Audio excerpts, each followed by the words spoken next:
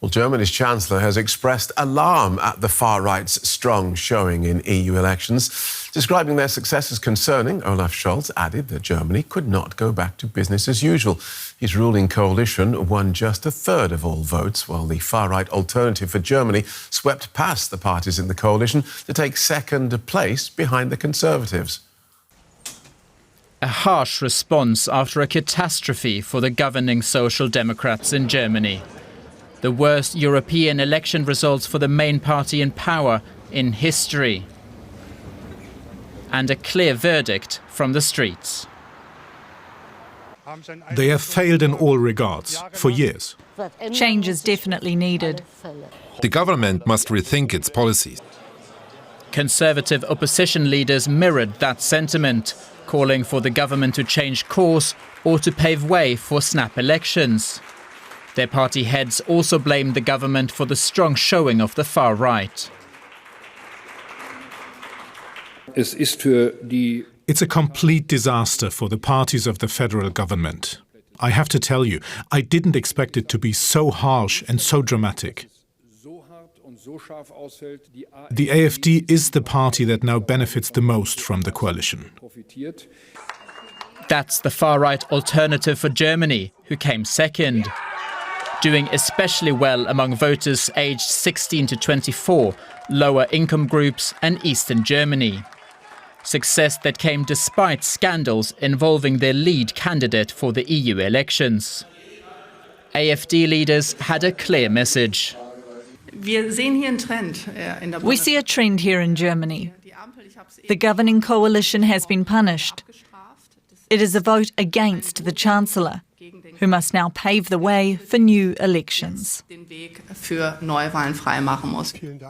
While his government ruled out new elections, the Chancellor stayed notably reserved about the outcome. The election results were poor for all three governing parties. None of us should simply continue on with business as usual. But what policy change will look like, Scholz has yet to make clear. Let's pick up some of those points with Matthew Karnitschnig, who's Chief Europe Correspondent at Politico. He's based here in Berlin. Welcome to DW. So Chancellor Scholz's Social Democrats took just 14% of this vote. We just heard him saying they can't carry on with business as usual. What do you think will actually change? Well, good evening. I think, unfortunately, for Scholz, it's going to be very difficult to change anything substantially in time for the elections next year, which are scheduled for the fall of 2025. And to really turn things around in Germany by then, I think is a pretty tall order. His statement today, which came kind of late, it came 24 hours after these election results came in, it seems sort of like an act of desperation almost. He didn't really know what to say. This is the kind of thing that we've heard from him in the past. And I think his challenge is that in the eyes of so many Germans, he's completely lost credibility. And so it's not just him, though, is it? There is a coalition. There's his Social Democrats with the Greens and the Liberals. Why is it performing, this coalition, why is it performing so badly?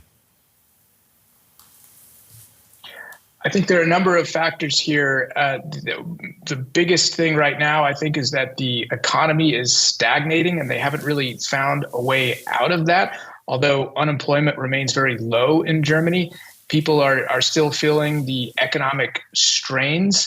Another very contentious issue that has hit the Greens quite hard is the climate policies of this government and at the EU level.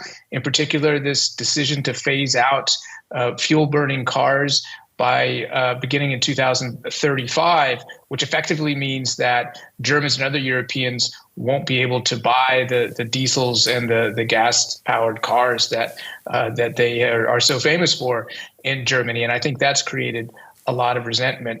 And then, there's still some lingering frustration, I would say, about the COVID policies. That's also been a driver for the AfD. But the biggest issue, and I would say the issue where Scholz has really failed, even by his own standards, is in controlling migration, which is something that has been on the front burner in the domestic political debate for quite a long time. Last fall, Scholz promised to begin deporting people from Germany whose asylum applications were rejected on a grand scale. That hasn't happened. And so I think a lot of people are looking at him now as somebody who has basically failed to stand by the promises that he made, to fulfill those promises.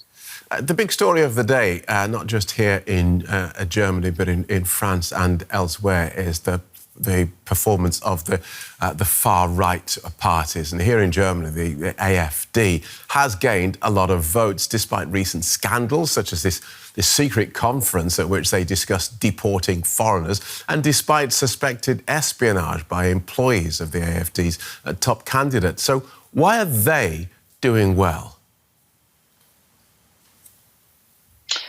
Well, I think it tells you something that despite these scandals, the party is still as strong as it is at around 16%. And I think the reason is that for many voters, it is a protest, and it speaks as much to the failure of this coalition that came into power at the end of 2021 as it does to the allure of these radical policies that the AfD is propagating.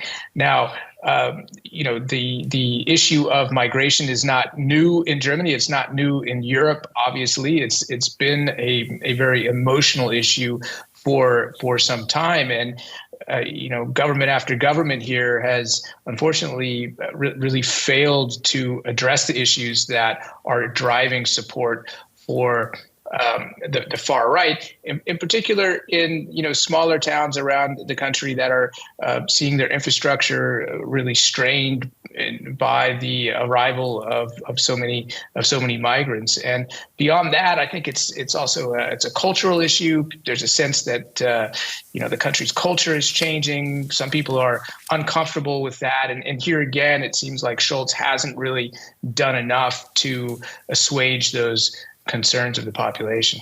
OK, thanks for talking us through that. Matthew Karnitschnig, Chief Europe Correspondent at Politico. Thank you so much. Thank you.